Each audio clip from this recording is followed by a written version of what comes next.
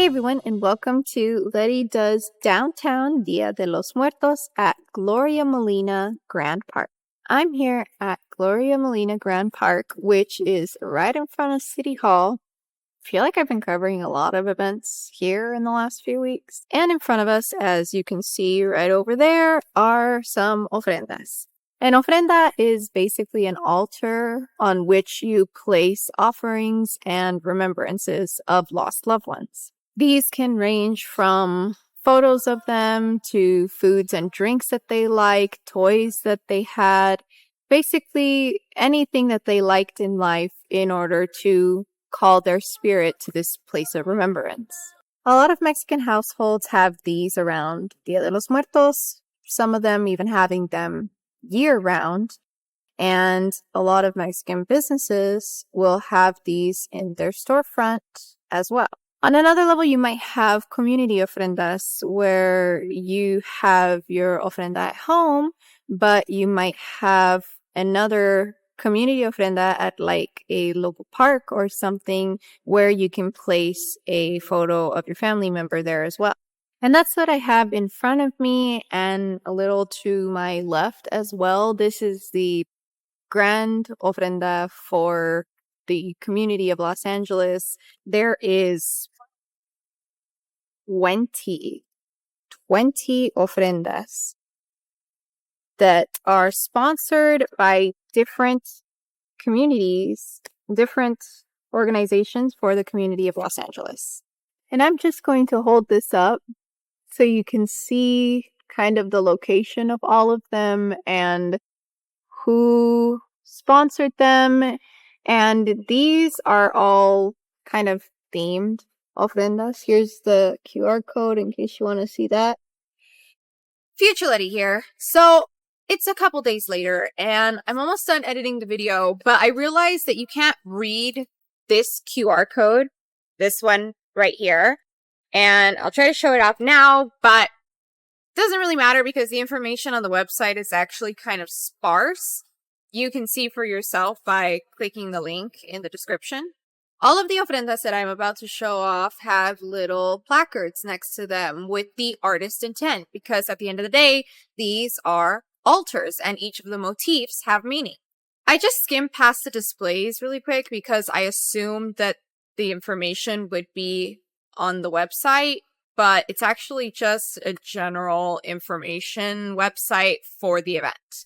And it feels weird not to include that information, so I'm just going to transcribe all the information that I see and turn them into little slides and insert that into the video. The signs in real life are in both English and Spanish, but I am just going to be writing it in English to save space, and also because I think that that would be the language that most of my audience would understand anyway. And it'll be on screen for about 3 seconds, and I know that's not long enough to read it, but it is long enough for you to pause and read it, if that's your thing. Had I known the information wouldn't be online, I probably would have paused at each of the signs a little longer, maybe gotten a little closer so you can better see the text. Sorry for the wonky video.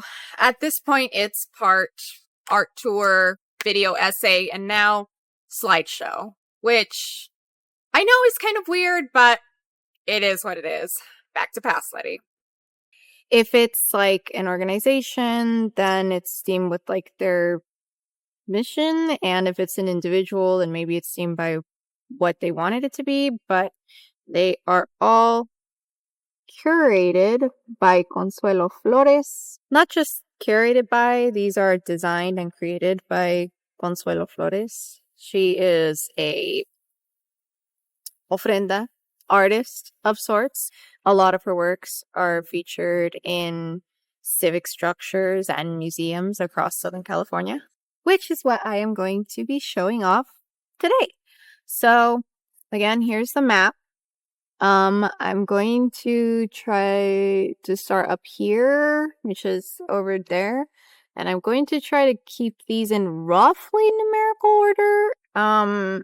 If not, you can just check the timestamps in the description to line up with which one it is, like how I did for parades. And yeah. Also, unlike my other video where I was showing off ofrendas, I'm going to be talking more about the history of Dia de los Muertos, just so I'm not like continuously commenting on the deceased who I may or may not recognize, and also to give you some information as well. Okay. Let me,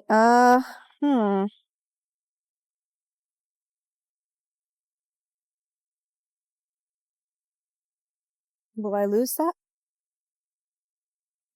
Secrets. Okay. Okay.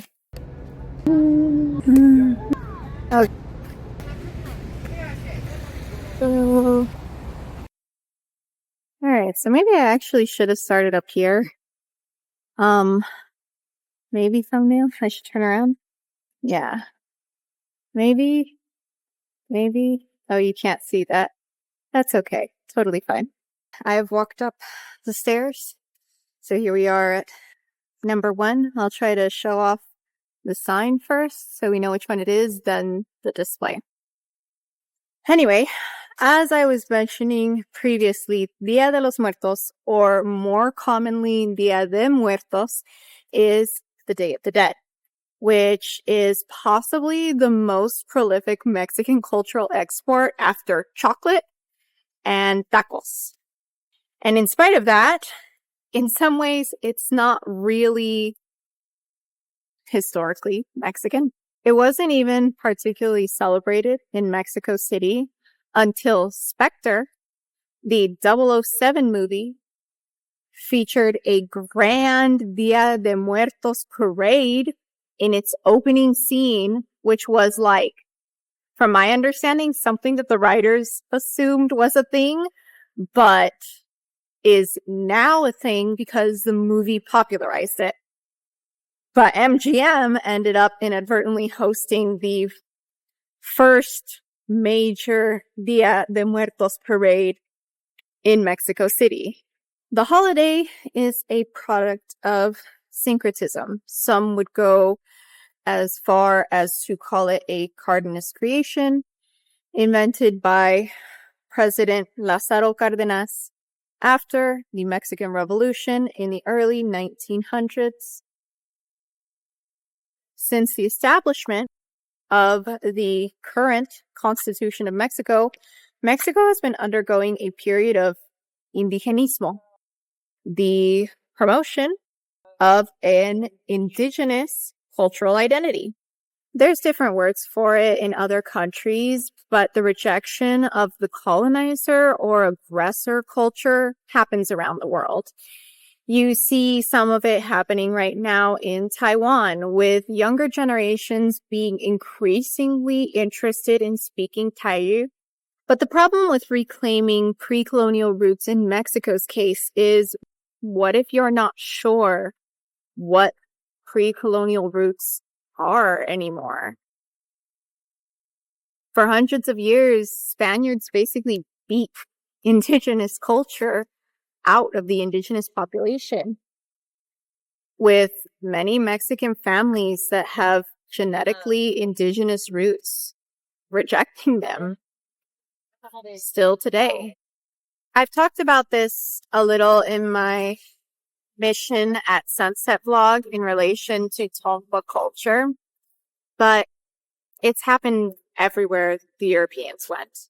Was Dia de Muertos celebrated 500 years ago? Probably.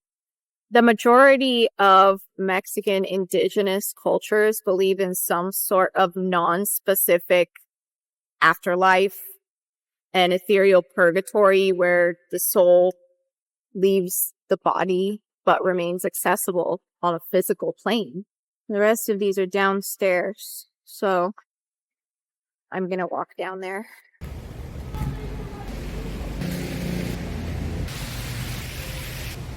Actually, Anyway, all the Mexican indigenous cultures had something similar, but the time of year it happened differentiated between regions. So right now it's celebrated in early November, which is definitely connected to All Hallowtide traditions like Halloween. Now this one is number 15, so they got kind of moved around. That's fine. I'll still try to go in order. Yeah. The iconography of these traditions is definitely different. La Calavera Catrina, the original Catrina artwork, is just over 100 years old, and it's actually inspired by dancing dead imagery from Europe. And the holidays traditions were more plentiful. Indigenismo largely condensed around Nahuatl culture, which makes sense as they are the largest indigenous group in Mexico, even though major proponents of indigenous incorporation, such as Cárdenas, were of Purepecha descent, just like I am. Way more Mexicans know of the term Micayiwit than Aminacheri Quinchecua.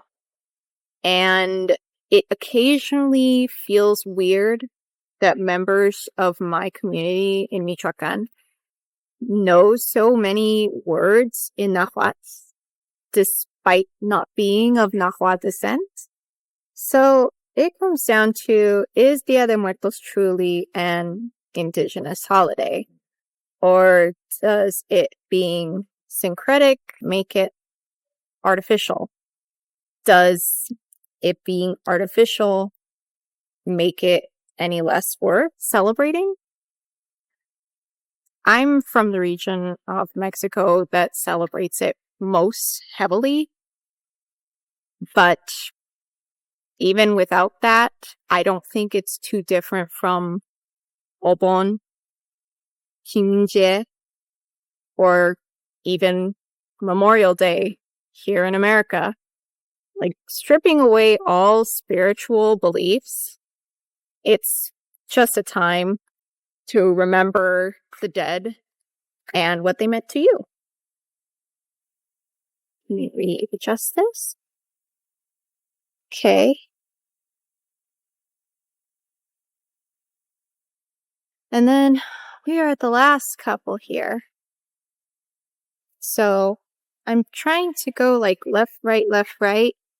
One of them being out of place threw me off a little bit, but I'm also having a bit of a difficult time to stabilize my thing. Let me just show off these last couple ones. And then there's one more behind me. And there. And then we got a couple posters over on this side. So I'll show those off too. And then I actually have to come back around to do this one here. And now I need to walk some more. Okay, I've walked down to number 20, the final one. And here is this one. It's a little tall, so I should probably back up a little more to show it off properly. And oh wait, well there is one more thing to show off. So let me actually make a quick little circle.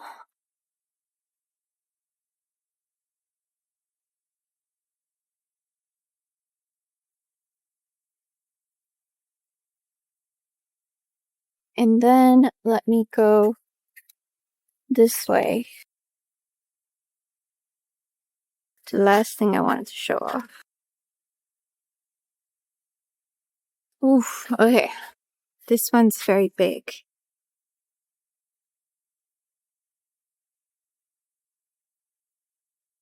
Trying to back up without falling. I don't think this one shows up too well with how low of a vantage point I'm giving. It's not an ofrenda, this artwork, but it is pretty.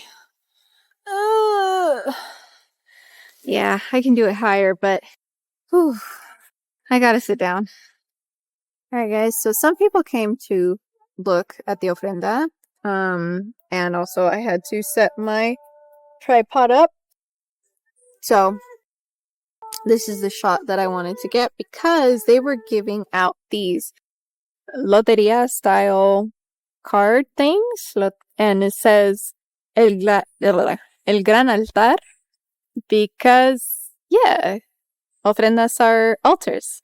And in the photo, this is as close as I could get to, I think, recreating it with City Hall in the background.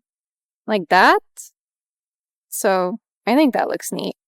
And yeah, so as you can see from this final grand community ofrenda, it has the Statue of Liberty, or the torch of the Statue of Liberty in the middle, and all the poems around are from the New Colossus.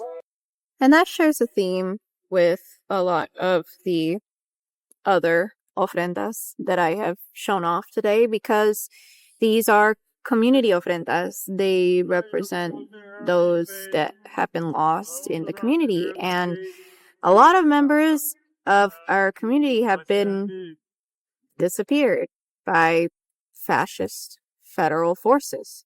Obviously, not all the portraits here represent those who have been lost to immigration raids. Others are family members or loved ones of the community who died because of other reasons.